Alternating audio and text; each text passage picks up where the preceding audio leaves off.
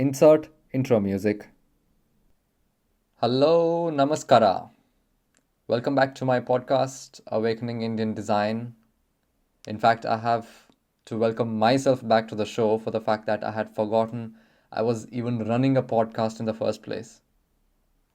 So, the topic we have today is going to be slightly controversial, but as designers, we are used to it, aren't we? I'm not saying I'm a designer, but let's just assume that I am one in this scenario. And this is going to be a long podcast, so brace yourself for a history class and an onslaught of facts and analysis. I believe history is extremely important for an Indian identity for the same reason engines or motors are important for a car. No matter how distorted the current history is being peddled in India, we cannot move forward without knowing history. I will not be going into the nitty gritty of it, but will make some remarks here and there. Now, Sanatana Dharma, which is widely known as the eternal duty of man or laws of living. Why is this relevant even today? And why are we even comparing it with Western science? Is it worthy of a comparison? These are some of the questions we will be answering. Sanatana Dharma is relevant for the same reason yoga is relevant today. Meditation is relevant today.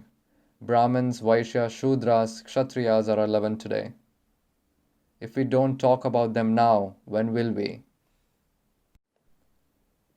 Some people might mention Sanatana Dharma as an ancient wisdom and it should remain ancient and not in the 21st century.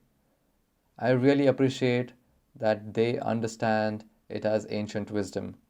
But one question that I have is, when did wisdom become a victim of time? Wisdom, no matter when it exists and where it exists, it will always be timeless and eternal. The reason why it is called as ancient is because compared to the current time, that wisdom came into existence more than a millennium ago. The word ancient is used as an adjective to emphasize when the wisdom began and not when it ended. Well, I know this is a weird flex, but let's go with it, man. Let's go with it. However, wait. Now, before we go deeper, we need to talk about the most central topic of Sanatana Dharma, that is, gods. Talking about gods these days is a taboo topic, isn't it? Gods in Sanatana Dharma are used as a way to understand the universe. Take, for example, Lakshmi, goddess of wealth and prosperity, Saraswati, goddess of knowledge and wisdom, Kali, goddess of death. The root word Kal in Kali means time, but we all know that nothing is permanent. Time kills everything, and hence Kali is a goddess of death. Now tell me, which subject in the current times do you use to understand the universe? That's correct. It's science.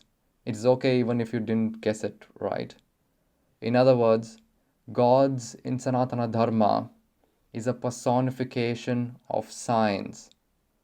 It is both faithful and scientific. Faith and science are the two sides of the same coin. You cannot remove one from the other. Of course, Sanatana Dharma is also personification of morals and duties, which all other faiths have too. However, I'm more interested in its personification of science. Here is the beauty of personifying science. For example, people who are inclined towards gods more than science, the stories of gods in Sanatana Dharma become a way to understand their surroundings. People start scientifically thinking through gods or in the name of gods. Hence, science becomes more palatable through the stories and description of gods. Now, coming to people who are inclined towards science more than gods, for them, science becomes ethical. You see, the moment you start appreciating the surroundings, you take it for granted. You would start misusing the resources around you. If you start treating your surroundings as godly, would you start misusing or misappropriating them? No, right? The invocation of gods not only help in keeping the resources on earth intact, but also makes you appreciate it. So, do you see the importance of gods in science and science in gods? This is what Sanatana Dharma is. Let me also give you an example. I'll ask Sadhguru to explain what Shiva is or who Shiva is. If you want to understand nothing, you must put a hyphen between no and thing. It's not a thing. That doesn't mean it does not exist. See, right now we are sitting here, our microphone, our light, everything is important, but the most important thing is the air that we are breathing for our existence right now. But we cannot see it. Does it mean to say we can do without it? So that which you cannot see, that which you cannot touch, that which you cannot perceive through five sense organs, that is called a no thing or a nothing. That's called Shiva. Shiva means that which is not. Now listen to what Kurzgesagt, one of the science channels on YouTube, has to say on dark matter. We have multiple ideas about what dark energy might be. One idea is that dark energy is not a thing, but just a property of space. Empty space is not nothing, it has its own energy. It can generate more space and is quite active. Dark matter was first discovered in 1933.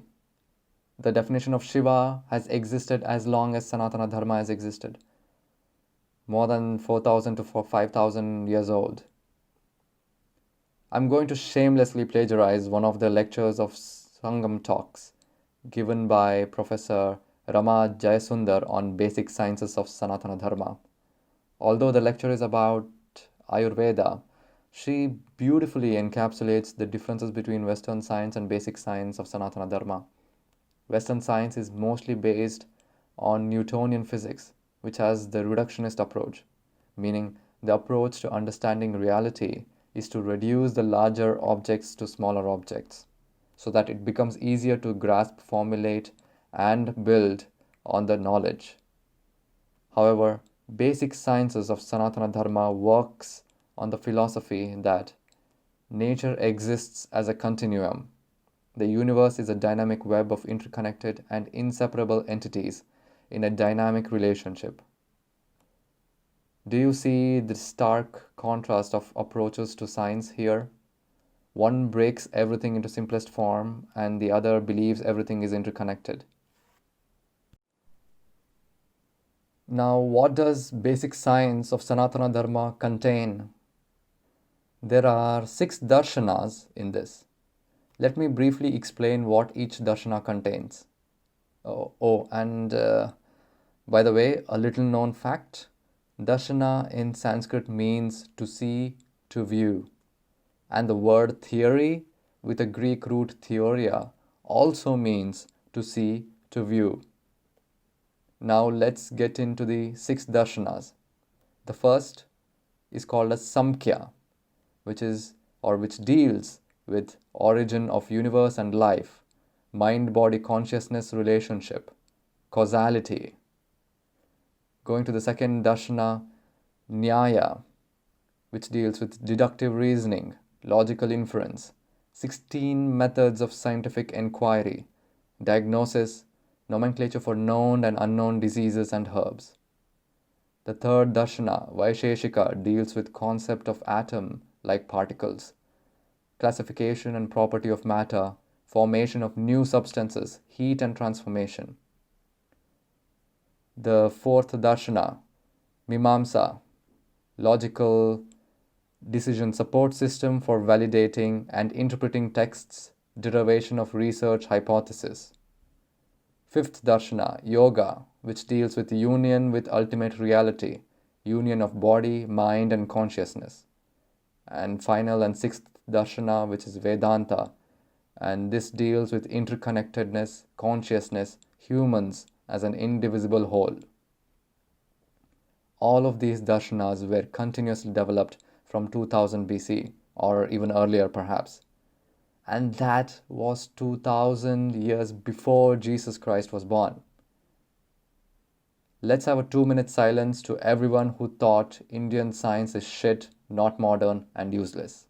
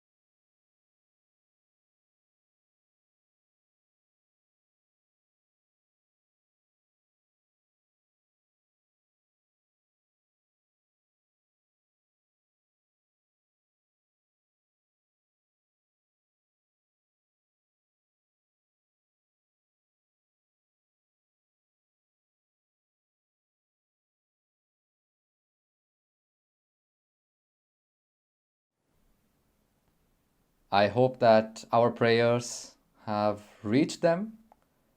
So now it is important to understand in the Western scientific philosophy that when people like Galileo and others talked about science, they were silenced by the church.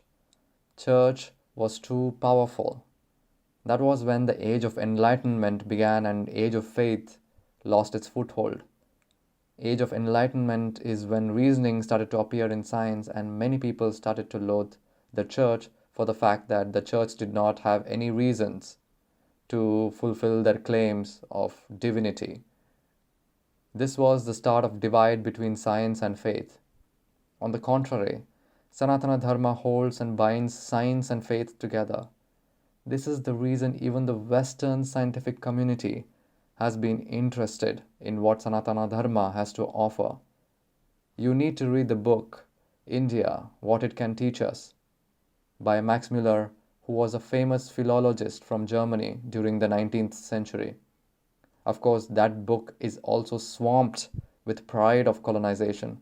He says in the book, to show to the world that Englishmen who have been able to achieve by pluck, by perseverance and real political genius the material conquest of India, do not mean to leave of its intellectual conquest entirely to other countries, then I shall indeed rejoice and feel that I have paid back.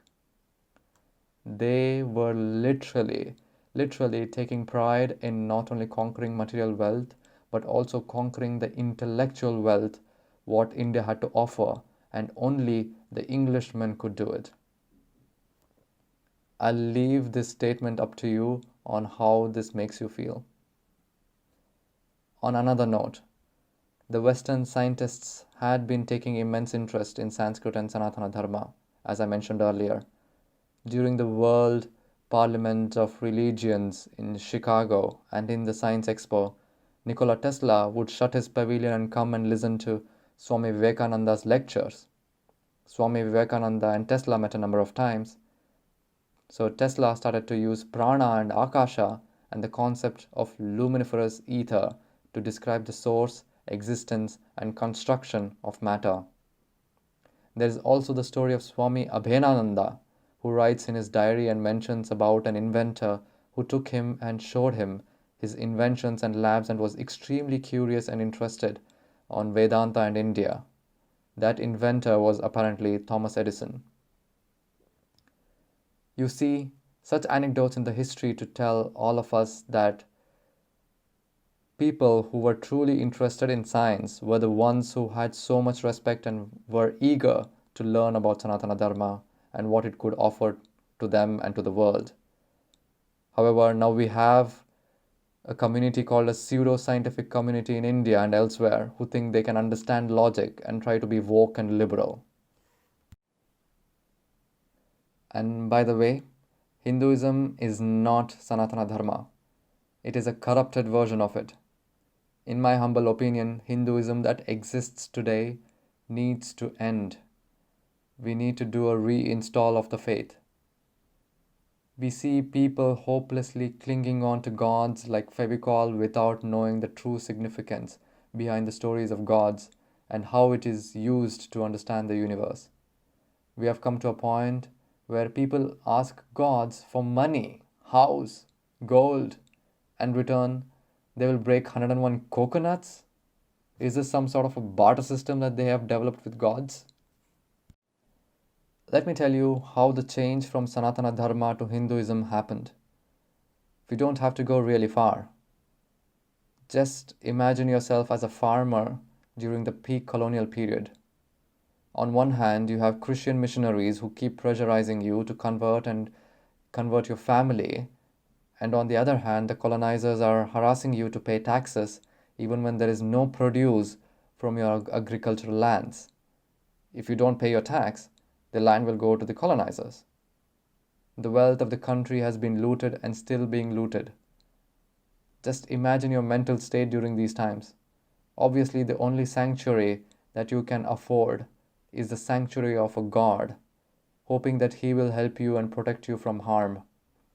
The more you see the atrocities happening around you, the stronger your relationship with God gets.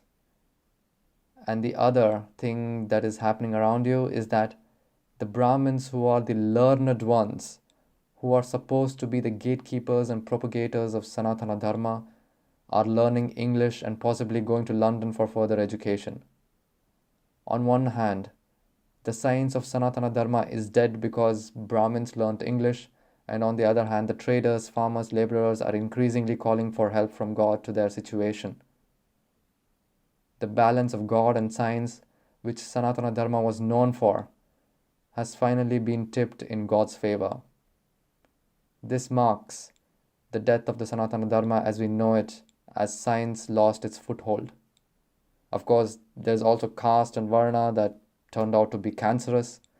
I'll graze over this topic sometime in my upcoming episodes.